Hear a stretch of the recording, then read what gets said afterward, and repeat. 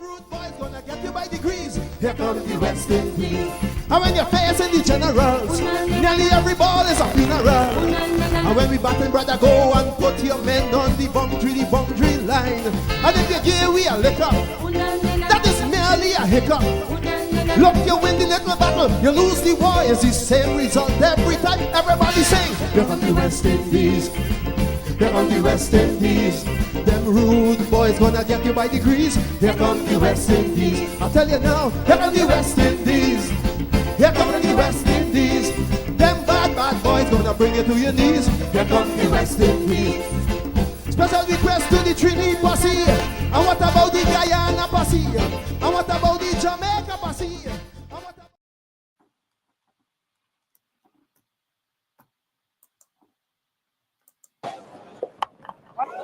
Drop. It went flying away towards slip. In the air he went, got a hand on it. Phil Simmons he'd be very disappointed that he didn't take that one above his head and see the end of Mark Waugh. He made very good height. Well, really only got one hand, or well, it might have been a bit harsh there. Ended up paddling it back over the top. Oh, and that one just passed the stumps. So a little inside edge there. Mark Waugh having a few problems with the extra bounce here. Big appeal there. Yes, he's got a little inside edge. Waugh doesn't look too happy about it. Just a little glance down the wicket. Perhaps he was looking at the wicket. See if we can pick up a nick there, but it doesn't really matter. It's probably the perfect length, that length we've been talking about. Mark Waugh, well, if anything, looked to get an outside edge on that. And umpire Cole Timmins has ruled in favour of Ambrose. Mark Waugh out for 9, caught Murray bowled Ambrose. Australia now 3 for 85. Shouts of catch it, and Richie Richardson, the captain, has done that. And once again, Curtly Ambrose does the job for his skipper. Just when they need breakthroughs, he's the man who seems to come up with them. And that is just the one they wanted. David Boone was the man holding together this Australian innings. That was a good delivery. Boone had to play at it. It left him just a fraction, lifted. He played it straight enough. And Richie Richardson had to come forward a little, a fraction sideways, and took the catch quite safely. Ambrose has done it again. And the Australians 4 for 90. And a shout, he's got him first ball. So Ambrose is now on a hat-trick, having got rid of Boone and Border in successive deliveries. And if the ball to get Boone was a good one, that was an absolute beauty. It drew Border into the stroke and cut away from him, just feathered the outside edge, and was taken by Junior Murray. Now the Australians in complete disarray here. 5 for 90 at the moment. Those wickets in a test series for the West Indies against Australia. Malcolm Marshall 28 in 84-85. Curtly Ambrose is just 1 behind that in the current series, and he's passed by 1 his performance in 88-89. Edged and straight to Brian Lara. So that's 3 on the trot now for Ian Healy as Australia lose their 6th wicket.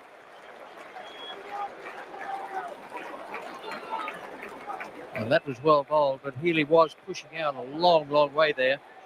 Wasn't waiting for the ball to come to him. He's eager to get the bat on the ball.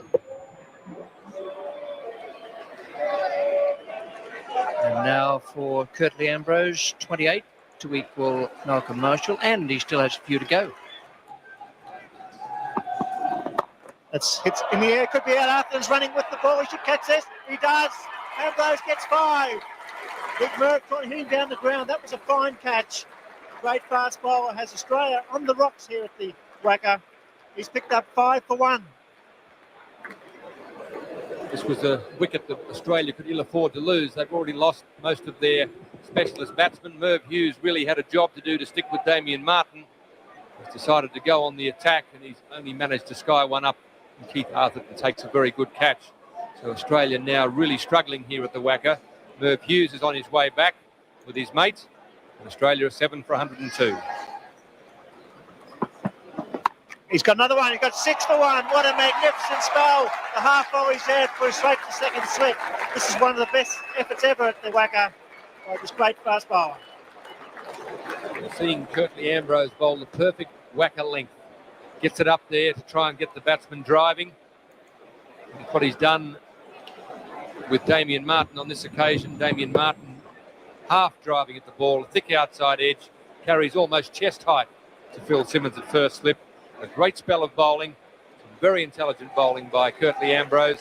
Australia reeling. Damien Martin gone for 13. Australia 8 for 104.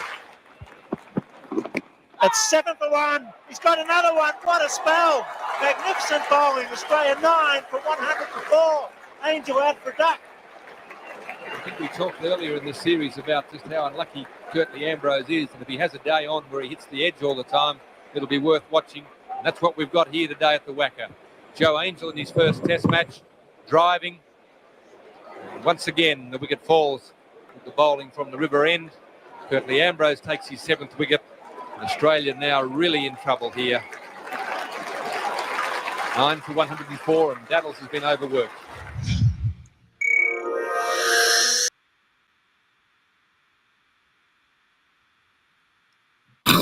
Oh well.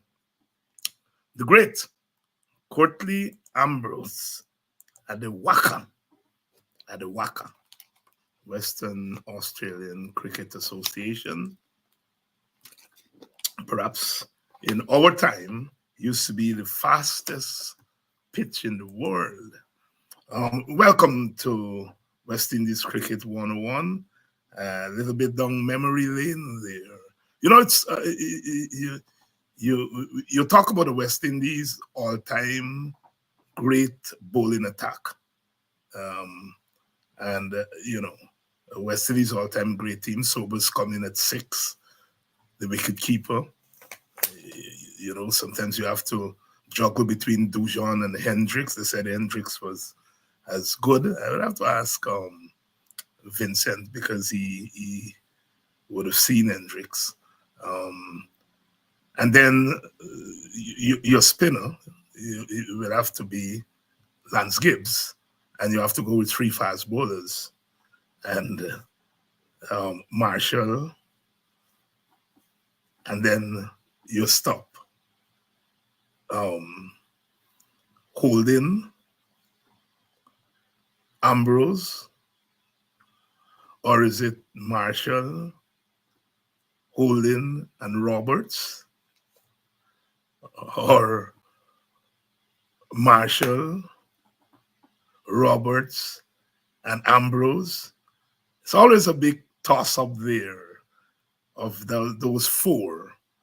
Which one will sit if you have to play 3 fast? Because once you have Sobers there, he's a 4th fast bowler, and he's also 2nd spinner. I mean, I don't see any team on earth at any time in cricket history dominating that attack. But clearly, Curtly Ambrose is up there. And it always gives me headache. You know, you lie down at nights and you know, you can't go to sleep, and your mind runs to cricket invariably, and you're trying to figure out the greatest West Indies team ever. And that's always a headache for me, you know. Everybody says Marshall is number 1, so you can't go against everybody. Holding is in a class by himself. Roberts, for me, who, as far as brains, I think he's the fast bowler that we produce with the most brains. Long before you hear about mixing it up and the slow bounce and what they say nowadays, bowl into the surface and all that kind of stuff. Robert's been doing that long, 40 years ago, 50 years ago. And then, of course, Curtly Ambrose. I mean, you know. Anyway, here we are. Good evening. Another week at the office. Those of you who are Edgar Metall's the novelist, A Day at the Office, one of his great novels, Another week at the office for the West Indies. When we left last week, we were 1-0 in the 2020 series. And we come back. We lost that series 2-1. And then today, we lost they first won the international, the first ODI. It's a bad week at the office for the West Indies. The young ladies would raise our expectations. Unfortunately, they went down by 8 runs or so.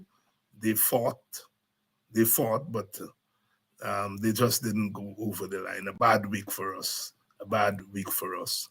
And then, of course, there was I was just about to say Jones Cup. You all know how old I am, right? If I talk about Jones Cup, right? The Intercounty Championship. Demerara walking easily home. They were in the finals against Essequibo. Berbice didn't make it into the finals, and Demerara. It's good to see young Chanderpaul back among the runs, and not just back among the runs, but playing positively. But good evening. Please share the link, please share the live, and let everyone know that we are on. Dr. Vincent Adams is here. I think Butcher will join us a little bit later on. And so we will look at what transpired during the week and, of course, get some expert analysis. After all the shouting, after all the celebration, the greatest sport, the greatest sporting party, after all of that, it's back to the grind. Back to the grind. For me, it was good to see India get whooped. I really think India get too cocky. I really do think so. And they were hustled out for 46, and although in the second innings they managed to get up to 400 and something, it was not enough. And New Zealand romped home. I'm not a New Zealand fan, but India's gotten too cocky. And it was good to see them get whooped. And then, of course, Pakistan also came back. And as we were saying in Guyana and the Caribbean, dig it in England. England also with that ball nonsense. You know, anyhow, it was ugly to me. I know the sweep shot is one of the weapons against spin bowling. But when you look at a bowler bowls 6 balls, and the only shot the batsman can play is either the conventional sweep or the reverse sweep. It was ugly for me to look at, right? Again, my age is telling, because for me, as Joanna Lott would say, that is not cricket. That is not cricket. If only one shot a batsman can play, albeit, yes, the spinners were on top of things. The Pakistani brought back two 30-something-year-old spinners. That was amazing.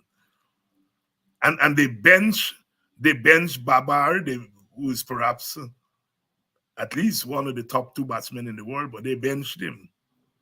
They benched Afridi, the top fast bowler, and so on. And they brought back 2 aged spinners, as they would say. And they took them alone, bowled on England 2 times. Again, I think teams like England and Australia and India, they have gotten too cocky. And if for that reason alone, I'm glad they get, because I have the same attitude to Trinidad in regional cricket. I have the same attitude. I think Trinidad has a good team, but they've gotten too cocky. You know, and that's not cricket. Welcome. to all of you, Samuel, Asquith, Asher, Bantu. Welcome to West Indies Cricket 101. Dr. Adams, good evening. Good evening, Doc. How are you doing? Welcome to our listeners here. Friday, like I always say, these are special people to be. Well, it's Sunday. No, this is Sunday. To both nights have to be special because folks are looking forward to going to work in the morning, so they're preparing. So Yeah, we're grateful for them finding the time. finding the time. You remember in when we were small boys and things, Sunday night is when you ironing up. That's right. And not only iron, but you put in our whiten. Remember, you used to white up. You know, even if it's your lace, you whiten up that lace. Whiten up the lace. Yeah. Sunday night was each night had a flavor to it, you know. Yeah. Sunday night was you ironing your kiki pants and thing there, you know. Yeah. When they put the starch on the cakey pants, that seems stand up. Bright and early Monday morning. Yes. Did you see Jackie Hendricks in his time? Yes, I saw him. I did see him. I saw quite a few wicket keepers in my time. Not necessarily playing against them, but I played a lot of cricket with David Murray, for example, one of the outstanding wicket Right. keepers from Barbados, and but I I think in my view, of course, Hendricks was very good, but there's very little difference between Hendricks and the Jamaican Dujon. Dan Dujan in terms of wicket keeping. And if I'm to pick one in an all-time team, it would be Dujan because of the batting, the difference in the batting. But to me, there's very little to choose between them in the wicket keeping itself. So I would give Dujan the edge in terms of if I'm picking an all-time West Indies team. Yeah, I saw clips of Jackie Hendricks. I think the other night I stumbled into a clip of him, and he was effecting a stumping, and I could see why he was highly rated. Right. He was an awesome stumper, apparently, and so on. So, but the old timers believe. But during the '60s, you had our own Mendonca. Mendonca, who I think played right. You of course had Jackie Hendricks, Jackie, David Allen from Barbados. Yep. Right. And then towards the end, you had people like Findlay coming through in 1969. Yeah. And so on. Yeah, so but Finlay and Derek Murray were not really, I mean, most people we could keep against pace. That's not a problem as well. It's we keep against the spin. Mm-hmm. And so, especially Derek Murray. Derek Murray came at the right time when he had the quicks playing. Even I used to wicket keep against. I did wicket keeping and against pace. It's easy as long as you got a little bit of ball sense and But when it's the spinners that when it's bunks and torn, they're right up. The batsman is hiding the ball from you. I mean, it takes a lot of reflexes. Yeah. And because just imagine the batsman is the ball is in front of the batsman is between you and the ball, and you just got a split second by the time it passes that bat, and a lot of times or the body of the batsman for you to react. So the spin bowling is who you really judge a wicketkeeper from how well they're doing against spin bowling. Every wicketkeeper that went behind the stumps they're basically not a whole lot of fault in them keeping the fast bowlers. It's the spinners. The spinners. Like Jackie Hendricks was very good, and he we had later on my very good friend Paidano was a very good stumper. Yes. So was Reds Murray, who I played with. Reds Right, Murray right, was an right, right, excellent right. stumper, except he never played for the West Indies. But both Paidana and Reds Murray were as good stumpers as any wicket keepers that I've seen. Yeah. Derek Murray played in '63. He played those 5 matches in England in '63. Yes. He was studying at the time Yeah. at Cambridge, Yeah. and they drafted him. He didn't play again until 1973. Then Yeah. then he took over from Findlay. Well, Findlay had given way to a chap who I think was a very good batsman, Lewis from Yes. Jamaica. He was Who- very good batsman. Very good batsman. I don't know how good a keeper he was, Yeah, but he played. he was not on the upper echelons of pure wicket keeping, but as a matter of fact, he opened for the West Indies. Yeah, He opened yes, yeah, batting for the yeah, West Indies, yeah. yeah. And then he just dropped off, even for Jamaica. I saw him at Bordeaux in Yeah. 1975. And you had referenced that match in '75 when Lawrence Rowe and Yeah. Dujon had just come in. Ajoda Prasad was pinning rings around them. Yeah. Yeah. And I saw Lewis, then Desmond Lewis, Yeah. and then he just went off. You just didn't hear about him anymore. He and Newton Dow, after the mid 1970s, they just faded. You Yes. know.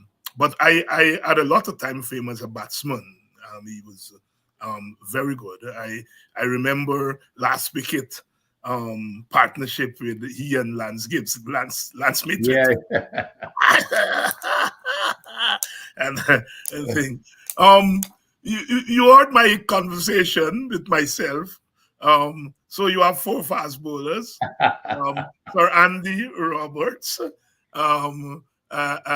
Courtney Ambrose, Michael Oldin, and Malcolm Marshall, and you have to pay 3 out of those 4, because 5 fast bowlers would be a kill. If you play all 4 plus sobers, somebody wouldn't get the bowl. So you have to pick 3 out of the 4. Who are you leaving out, Doc? I'm gonna surprise you. Okay, talk to me. I'm gonna add a 6 to the mix and pick that 6th person I'm gonna add as my number 3. A guy by the name of Joel Garner. All right. And I'm going to tell you why, especially as an opening batsman. The opening batsman don't like, or any batsman don't like the ball coming to you around you, coming up to your height. And that's the one thing that he had more than any one of them. He had the ball coming up because of his height. Yeah. And the ball, when it hit it, it would come at a height that makes the batsman feels very uncomfortable. He wasn't as fast as these guys, but he had that. Of course, Michael was really quick, was quicker than him, but it's just that uncomfortableness. The ball, which is the same thing. Ambrose. That is why Ambrose. So mine would have been Marshall, Ambrose, and Garner. Marshall, Ambrose, and Garner, right? And the thing, Marshall was more of a skiddy type. Yeah. And he, if you talk to Clive and him, he was also very brainy.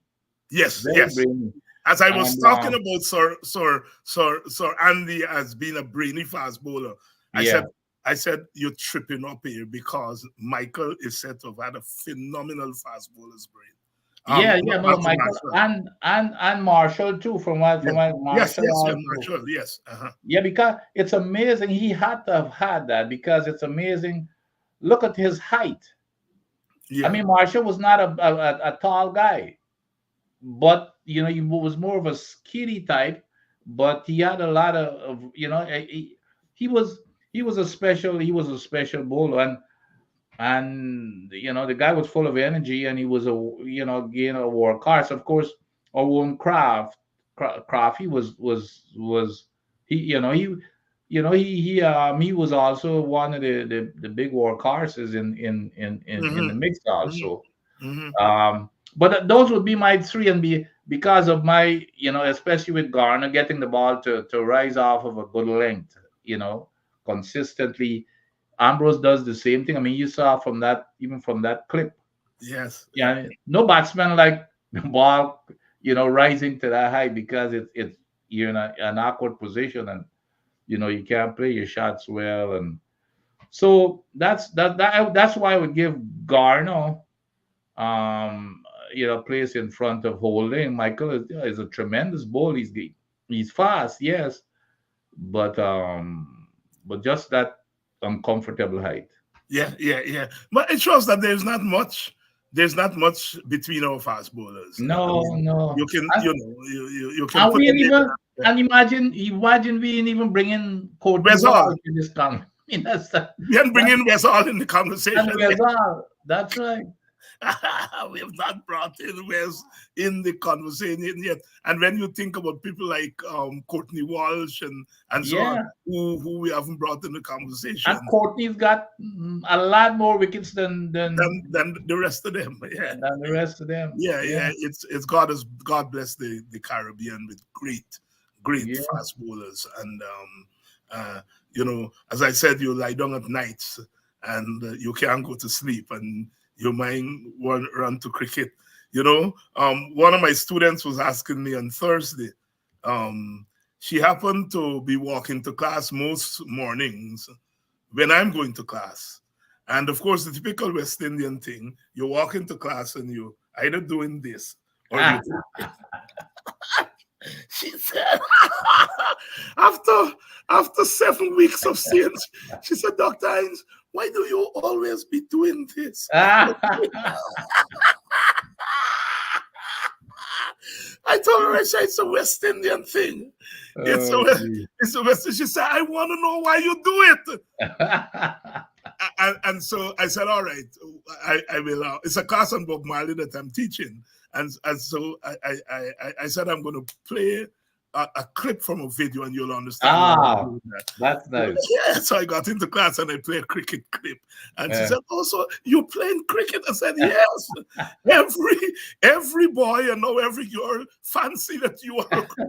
So you're either doing this if you were going to bowl fast, or you're doing this. And I didn't realize, because I just do it instinctively. Yes. I just do it instinctively. It's a 20 minutes walk from the parking lot to my first class. And, the sun is 110 degrees. So you got to do something with that 20 minutes. But yes, God has blessed us with so many. Another week at the office, Doc. But we're not cutting you. Yeah. I think among all the and I had tagged. Well, I know I've tagged Howard Joseph. First of all, I had tagged when I saw Alzari. Yes. In that on the 19, that we won, I said he will become one of those greats. And of course, his injuries and everything, he had some setbacks. But he was another one, tall. At the time had it rising from half of a good length. But the kid that I see at the forefront of all of them right now is Shamar. Without question. And the guy has learned so fast. And the great thing about him is, you saw it in Australia when he bowled such a great line and length. He comes around that off stump all the time. Yeah, the top of off stump. On top, and I know, especially as an opening batsman with that new ball, the worst thing is somebody to come around that off stump consistently, because whether to leave alone, to play, and if you bowl at that just short of a good length, whether to play back or play forward, and if the ball is bouncing, but he bowls that line and length consistently and with good pace. So look out for him in terms of, I can't wait to see him in the future cricket test series, not white ball cricket. I'm talking about red ball cricket. Yes. I can't wait to see him in future series. But I still have to ask you. He didn't play today, for example. Yeah. And I want to know, what is Sammy doing? I mean, why is Shamar not playing in? I can understand the T20 version that he's still T20. He still has a lot to learn about the Yes. smarts of T20. But ODI, why is not an automatic pick in the ODI team? I agree with you. I think I saw him. Of course, you remember I was saying, I don't agree with him going into white ball cricket immediately, but I was happy that they were keeping him around the team in the in the squad so that he can learn, and even in the nets, and they can do some coaching. But I absolutely agree with you. I think he should be in the ODIs. I think he should be in the ODIs. And even that ODI, bowling that white ball would help him transition even to the T20. And he hadn't done that badly in the T20. No. We saw it in the CPL. Is that because he's coming into his own? At first, I said, no, he should not be exposed to that T20 because it's a totally different cricket. And for him not to have had any experience. But I saw him in the CPL, and I was impressed with his performance. And he was coming. If you notice, I think it was only one game that he opened with the new ball. Right.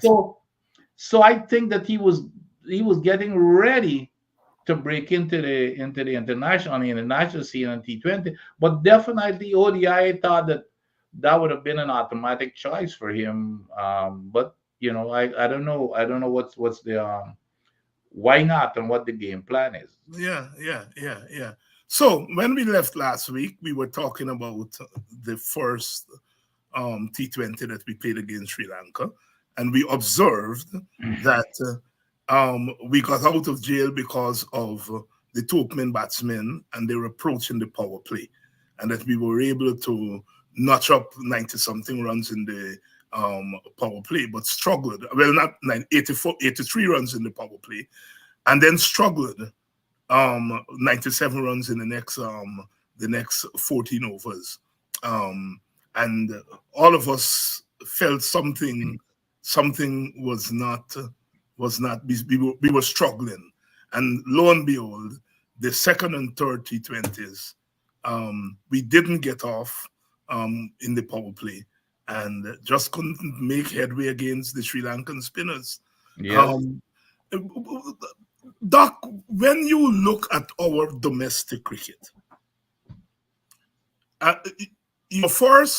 your top 10 bowlers in any competition, whether it is T20, Super 50, or the 4-day game, invariably, our top 10 bowlers, 6 or 7 of them are spinners, which means we are up on a diet of spin. Yet when we go, when we come up against spin bowling against other countries, we struggle. Now, I'm saying that to also say that those who are playing international cricket for us, they don't play in the domestic competition. So they're not even playing against our spin bowlers who are not up there, but at least it's spin bowling. And so when they now have to go and play international teams with the quality spinners that Sri Lanka and the other subcontinent teams have, they struggle. And I mean, I almost cried when I saw what the Sri Lankan spinners were doing to us. Your take? Yeah, no, well, but the thing is, it's affecting us now psychologically, because I could not believe that a senior member of the team, Chase, complained that they changed the wicket to spin. I mean, it's part of cricket. How could you come out as a big international player and blaming the pit because they changed it to spin? Well, hell, you're playing in their backyard. They know you can't play a spin. But the thing is, it's affecting them now. They say, because he's admitting that we can't play a spin. That's what he's saying. Yes. But so, and then again, I am not sure, the quality of our spin bowlers. I am not sure if we're doing enough to develop spinners in the Caribbean. Long time, I mean, as well as I do, long time, as long as you come out of Trinidad, you're great. You come out the Trinidad produce. That's where we used to get our spinners out of Trinidad because they learned to. That's what you do in Trinidad. The wicket, and even on them, they used to play on them Martin wicket. Matt wicket. But when That's you go right. against Trinidad in your time, in Yeah. Ali, Imtiaz Ali, Rafiq Jumidi, Rafiq Ranjin Jumidi. Anand, and all. I played again. I played with all of them. But they give you the 4 spinners like India. That's right. So, but now in the West Indies, it's somehow you're not developing. And what's interesting, the wickets in the West Indies are more amenable to spin. Like even Barbados spins long time is pace like fire in Barbados. But no, but for whatever reason, we are not paying attention. And the other thing that I've always advocated for, if we going to Sri Lanka or we or India and those places, we know that we're gonna be fed a big diet of spin. We should have a camp beforehand to make sure, like in Trinidad or something, and on that one now because that it's spinning and doing the same thing that it does up there. But we don't prepare ourselves to go up there. We just pick up people and I don't, you go practice wherever, and where it's Bangladesh or any place else, and you go there instead of preparing your players. Get a camp and get all your spin bowlers, throw them at you. Or if you're going to Australia, get all your fast bowlers to come at you, or play a lot of if it's if it's in New Zealand or Australia, you go to St. Lucia and you for a camp for several weeks and you prepare your players on that St. Lucia wicket, which is the closest to those type of wickets. But we are not I don't think we are not tactical in the way that we prepare our teams. We just pick up and say, well, okay, whoever's available, you go, and then you go there now and complain. Well, that they're putting us on a spinner's wicket. Well, what the heck?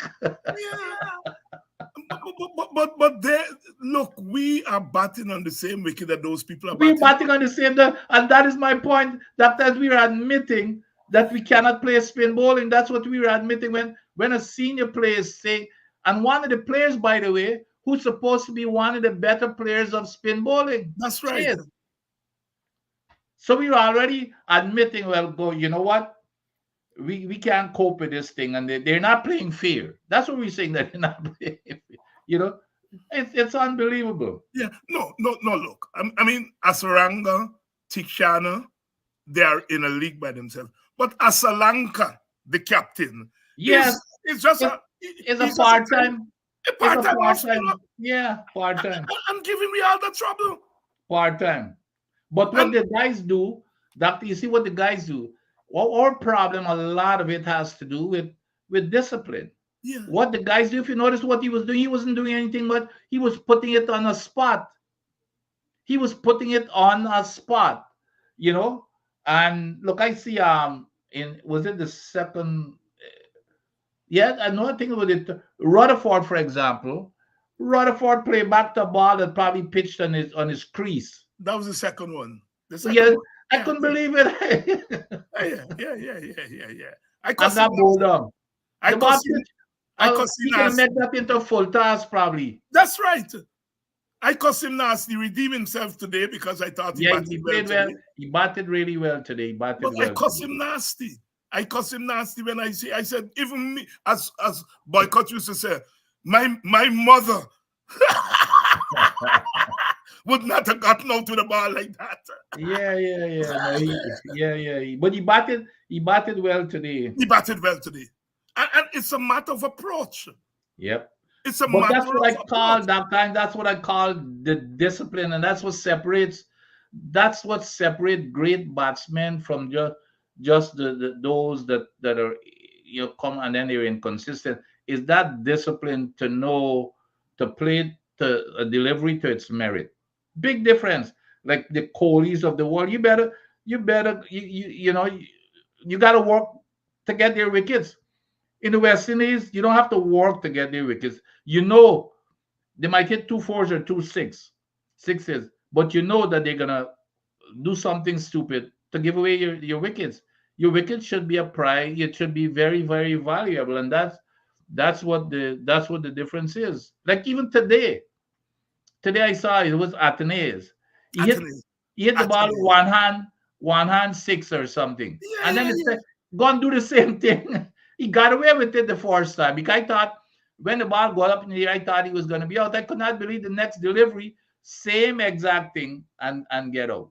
Jumping down the wicket. I mean, stomping is something that is rare in cricket, but Yeah. usually the good batsmen would get stumped by lifting the heel off the ground Literally, that's and dragging. and dragging them old time batsmen, then jumping down halfway down the ground. I mean, you had a Carl Hooper who, as they used to say, was a ballet dancer, Yeah. and I can't ever remember Carl getting stumped. Yep. I'm sorry, Basil is not here because you would have given, but I cannot remember Carl Hooper ever getting stumped. I mean, I'm Yeah. sure he would have gotten stumped 1 or 2 times and so on. But he used his feet. These guys are not using their feet; they're jumping down the wicket. Yeah. Every time we seem to be getting it right. Yeah. We They're go- jumping we down. go- They're jumping down and swiping, but you used to call it swiping. Yes, yeah. Look at Brandon King, who I think is a complete batsman. Complete batsman. But Complete look how batsman. he's getting out. Look today. Look in one of the same exact way. You know. I think.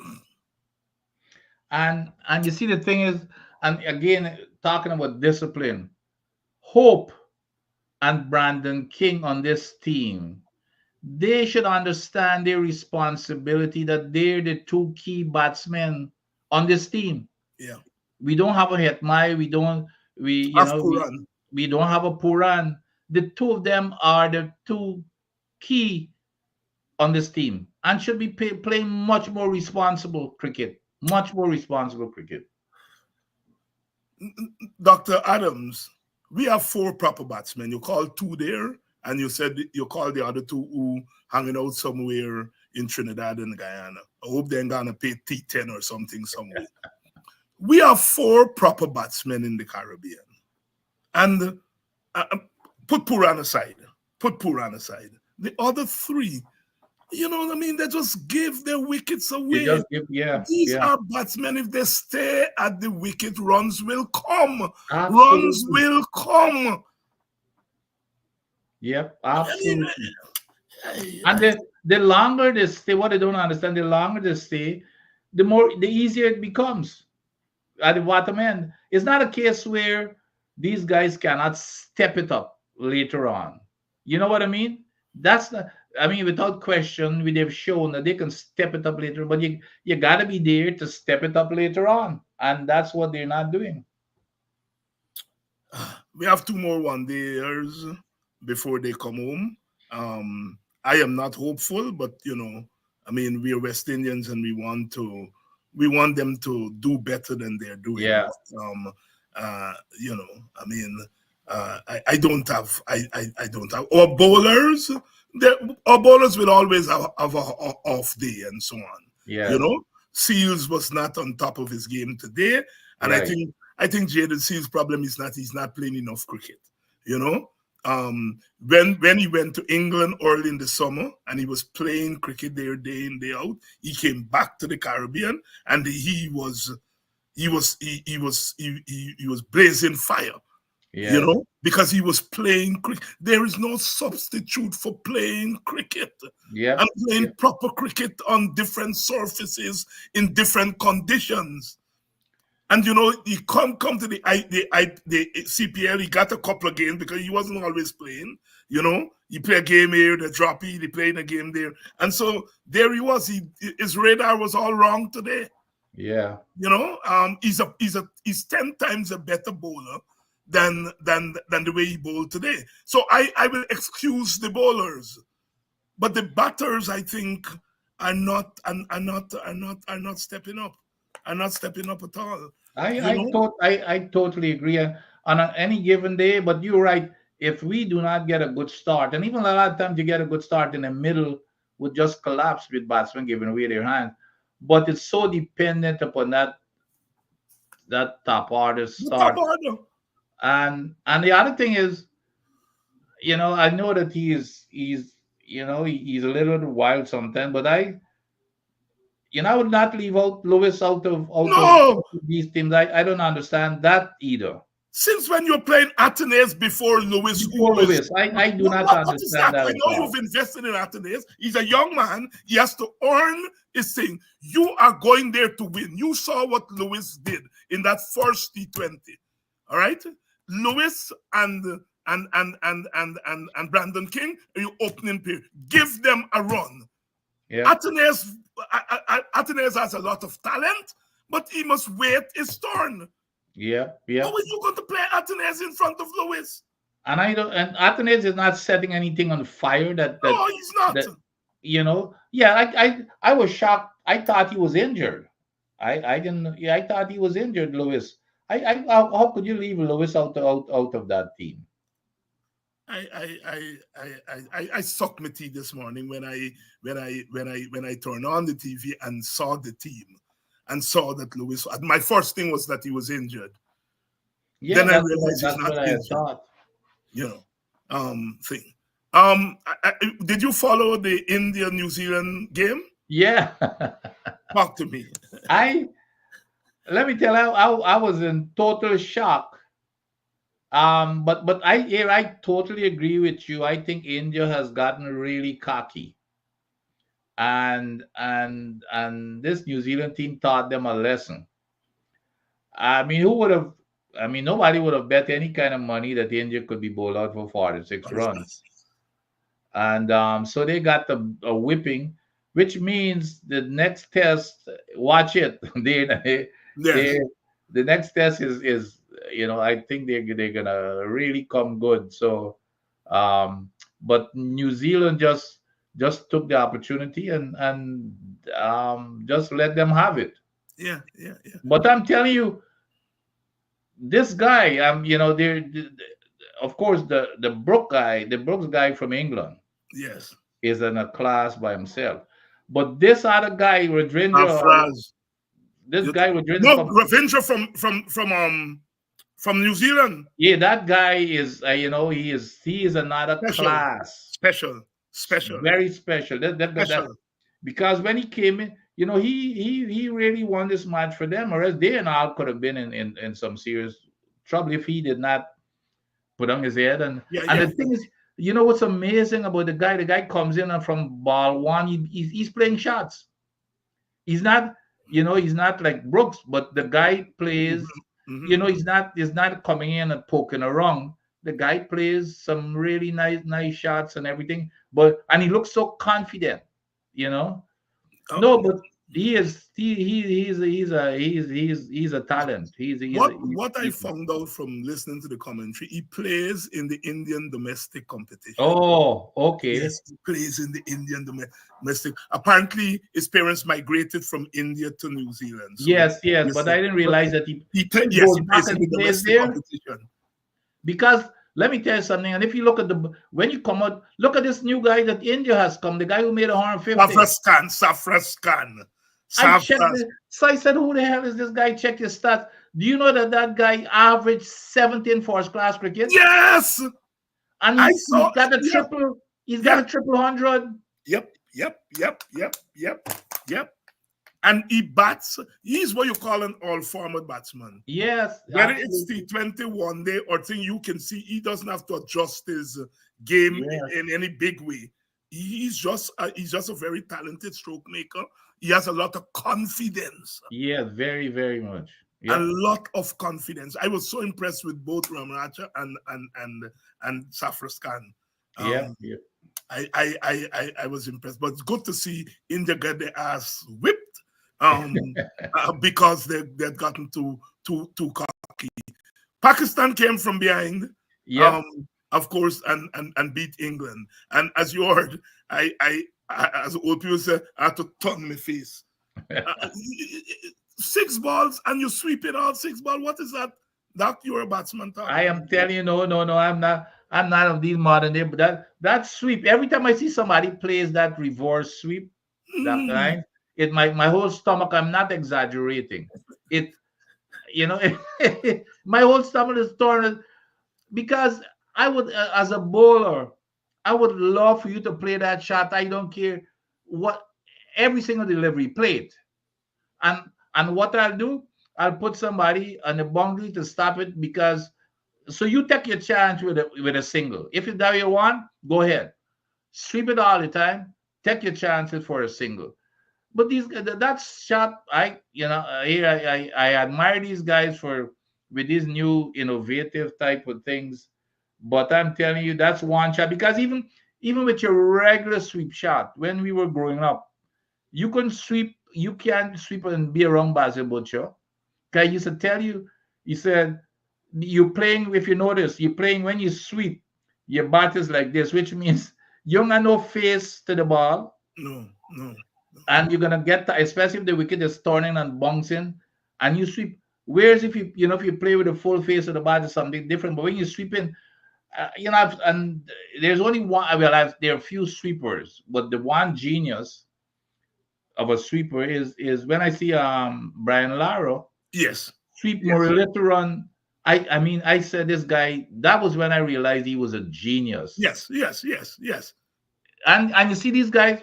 The other thing is what you notice even in the West Indies cricket, and look where Lara came from Trinidad.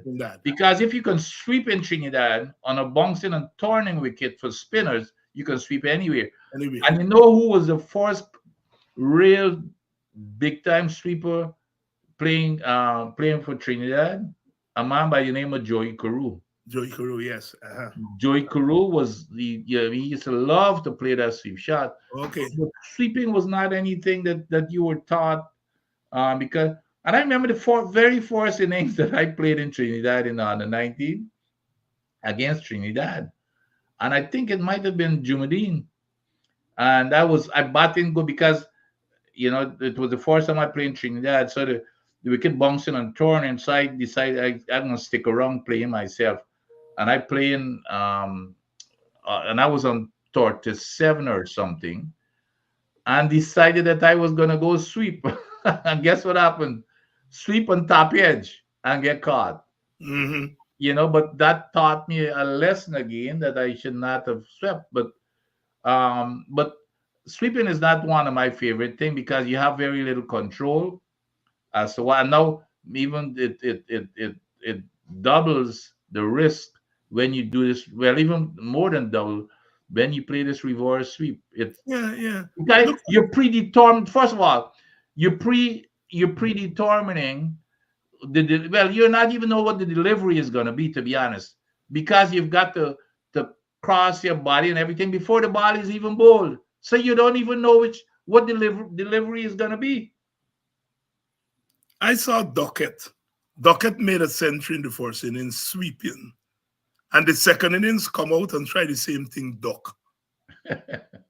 Try this from the first. You didn't even look at the bowlers, get the pace of the wicket, see where the ball. He just continued from where he left off. He got lucky the first innings, made 115, came back the second, and started sweeping like he's a broomstick.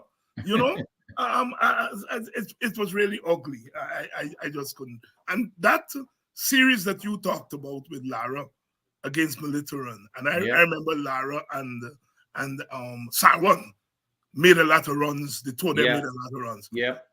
Sarwan didn't have to sweep because when Lara done sweep them, he put them out, comfuffle them.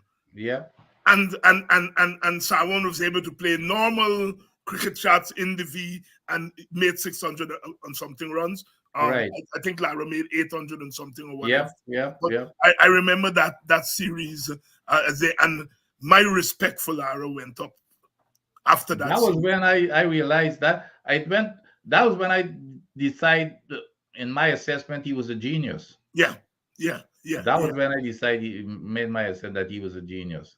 Yeah, amazing. And when you take into consideration somebody like Lara, who was suspect when you bounced the ball into his body, Yep, yep, yeah. Because that, you remember, that was what South Africa did to him. You remember in South Africa that series? Yeah. But he was such a genius that Yeah.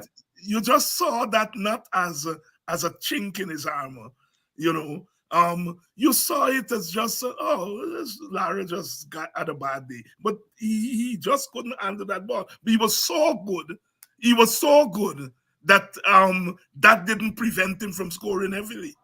Yeah. So Dr. Hinds, when you look at this man, besides them kind of shots and things, and he you know, as a guy who plays his shots, and I mean, you can go back and see the number of things.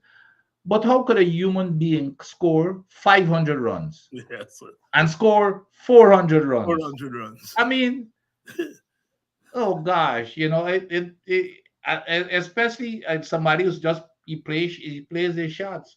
Yeah. Now, he's definitely in my books. He's a genius. I still think Gary Sobers is the best. Yeah. You remember when we would have heard Hanif Mohammed making 499? Yeah. Yep. Remember Hanif. When we hear Hanif Mohammed 499, we thought that was out of this world. Yeah. Until Lara came and showed that 499 is a breeze and you can do it any day of the week, any day. I mean, it's just phenomenal. Yeah. Did you follow the women's? No, I on and off. But yeah, you know, I think you had told me. I did see it on the in a summary thing that with the women they did well. They lost in the semis. Yes. So they did well. By the way, I need to deliver this message to my very good friend, a lady by the name of Patricia Whitaker. Mm-hmm. Patricia Whitaker. She's an attorney in New York. She's retired now. But Patricia Whitaker was the captain of the West Indies women's team at one time, right?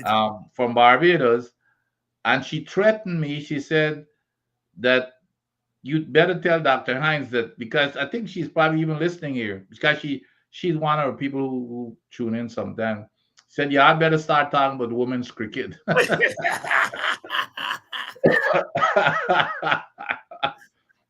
Yeah, she threatened me.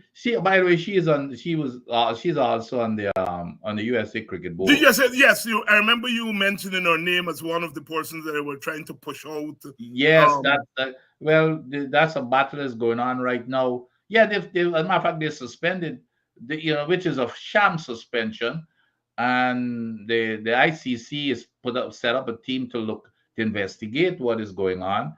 They suspended 3 members, including her, because they were speaking up against the inappropriateness of the inappropriate behavior of some certain members of the board, dismantling the Constitution and doing things that are just.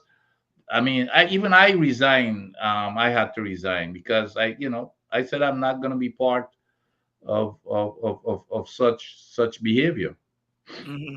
And so they suspend her, and all of that is now on the investigation. But she warned me. She threatened me to say, "You better tell Dr. Hinds that y'all need to be talking about women's cricket." Well taken. I spent a lot of time this past 2 weeks looking at the women's team, our West Indies women team, and I'm really impressed with the level of their cricket. I mean, at one point I just switch off the men and just decided, look, I watching them lady play. These guys here, yeah, but that time they play at a very high level. I just look at some women there. You could think that they would make a lot of men's team. Yeah, they're good cricketers, especially especially in the batting area.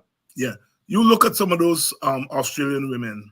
Yeah, they can walk into any of the state teams. Yes. In men's state team there in Australia. I think the level of. How I didn't see. But who beat Australia?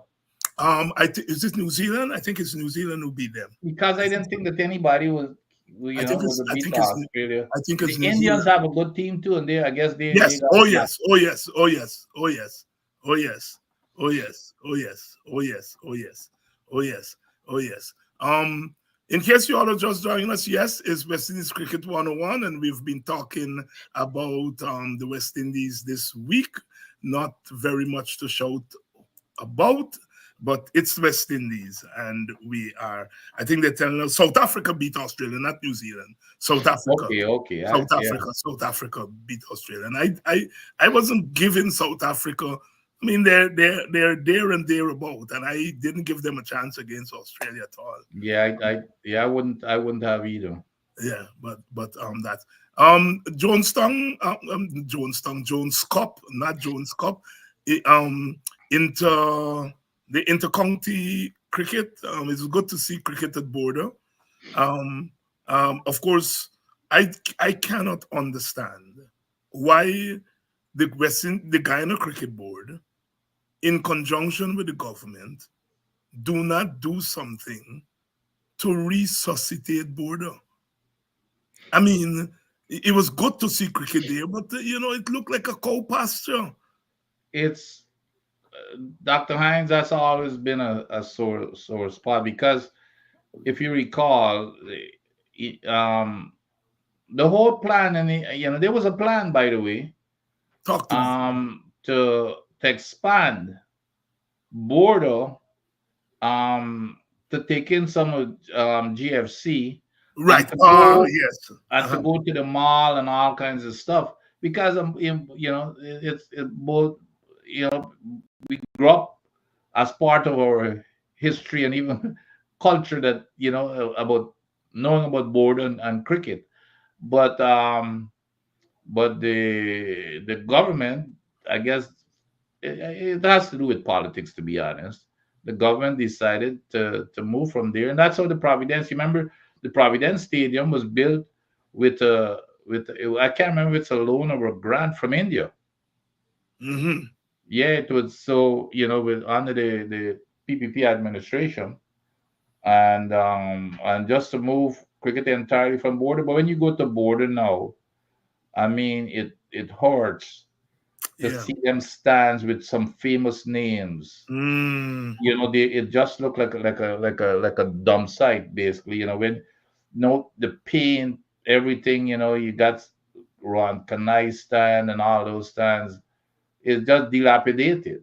Yeah, And it's I saw somebody in a text saying that border it's full of bumps and everything. Yes. I remember when you played board, it was a billiard table. Billiard table. But they made the decision, like I said, and they play, they play more cricket than Everest. Everest is being kept more, in better condition than as Americans would ask, and that's something. That's right. Everest is being kept in better condition. Oh boy, politics. Chandrapal made a lot of runs in the competition. Yeah, that's what I heard. I haven't seen. I didn't follow it because I guess it's on YouTube. It's on YouTube, yes. Yeah, I didn't follow it. But I did hear that he made some runs. Yeah. For me, the difference was his approach. He wasn't standing there blocking balls, and which is good. He was being positive. And I just want, before we go, to ask you, as an opening batsman, what would be your advice to him? Because I think he's a good talent, but he seems to have this one track approach to batting. Like I said, he in this competition, he seems to step out of that. But I am sure that when he goes to higher quality of opponents, that he might go back into his shell. What advice would you give to him? Well, the most important thing is we know that he has got the first thing you got as an opening batsman, and he's got that. I mean, there's no question. He's got the defense, so that there's no question. He's got the technique to protect his wicket, and he also has that discipline, to stay and that type of stuff. So I'm glad that now he's developing the other aspect of his game, which is to be a little more aggressive. And you don't aggressive doesn't mean you gotta swipe and take shot. If you can rotate that single, I mean, when I look at a lot of the great like Kohli and them type of folks, if Kohli and them they're not stuck at one end of the wicket all the time for the entire. Those guys, they would look for tuck it around the corner and find a way to rotate the single until you get set. But I'm glad that he's looking for the other aspect of his game, because his defense is there. There's no question, and he knows where his off stump is. He's just like his father.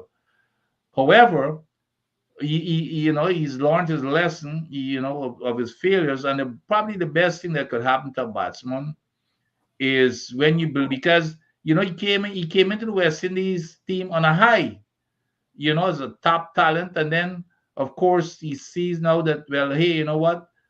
There's nothing that is easy. You have got to work and be consistent to maintain your place. He lost his place, and now what he needed to regain his place was to make runs. Because you don't go back and change your basic technique. And let me tell you something. When you get to that level, you're stuck in what you have, except for a little bit of tweaking here and there. But what makes the difference is your confidence. And the only thing that gives you either confidence or a lack of confidence is whether you score runs or you don't score runs. And a lot of times, all it takes, I'm sure you could rattle off some names. Kohli is one of those. Had a streak of failures. Yes. And all it takes a lot of times is just one score. Yeah. So now, since he scored big, hopefully when he gets back and he gets a big score coming back in, and he might take off from there. But I'm glad that he's making runs, because he's got he's got the mental toughness. I mean, I don't have any issue with that. But then when you lose confidence, Dr. Hinds, I've been there. It's the worst thing when you're walking out and you're nervous. You have no rhythm to your batting. All you're worried about, oh gosh, if I get out, and especially you're afraid of what people are gonna say, and it's a bad feeling. And on the other hand, when you're making runs, you believe that you're invincible. You're on top of the world. When you're walking out there, you're walking out, with your collars up, and and that's the difference. It makes a big difference. You go and you play, with freedom, and hopefully that's where he's gonna be when he gets back. So I'm glad that he's getting into the runs. I'm glad to talk about with the collar up. I just tell my students and them know that all this style that you all get now with your all collar, they had a man named Gary Sobers. Gary Sobers, yeah. Yep. Gary, but you can see. Look at how Gary used to walk through. The same thing with Viv Richards. Yes. When you see them coming in, it's intimidating. Yeah. But that's the spunk, and that's the the intimidation type thing that they put into you, and it makes a difference. Yeah. I was telling my students that all the time. We were doing something in class a couple of weeks ago in Stokely Carmichael. I played a video and so on. Stokely and so on. The guys who said, Dr. Hinds, we thought that was a Gen X thing. I said, well, there was Gen X before you all. Because they really taught the attitude and so on. Yes, it's their Gen X story. And they were so, what? Dr. Hinds, you sure he wasn't doing that the other? I said, no, that's in the 60s. He was doing that. History is such a great teacher. And one of the things these days is that we have, all these, thank God for things like YouTube and so on. Yes. We can see some of these people, men and women of old, and really saying to the youngsters, you all are standing on some shoulders. You all didn't even understand. Dr. Vincent Adams, it's always a pleasure teasing your brains and getting your perspective. Hope the coming week is going to be a better week for us. We have to know And so when we come next week, we hope we're going to be spreading. Definitely. Thank you very much, my brother. Anytime. Take care. And to you, the audience, thank you all for spending part of your Sunday night with us as we talk about this great game. Cricket, lovely cricket. At Lord's, where I saw it. At Border, where I saw it. Or the Kensington Oval. Or Sabina Park. And if you're Antiguan, for me it's the ARG. I still ain't get used to all the other things. Or Queen's Park Oval. Thank you all very much, and I'll see you all next week for another edition of West Indies Cricket 101. Rude boys gonna get you by degrees. Here comes the West Indies. And when you're facing the generals, nearly every ball is a funeral. And when we batting, brother, go and put your men on the boundary line. And if you give we a liquor, that is merely a hiccup. Look, you win the little battle, you lose the war. It's the same result every time. Everybody sing. Here comes the West Indies. Here come the West Indies. Them rude boys gonna get you by degrees. Here come the West Indies. I tell you now, here come the West Indies. Here come the West Indies. Them bad boys gonna bring you to your knees. Here come the West Indies. Special request to the Trinity posse. And what about the Guyana posse? And what about the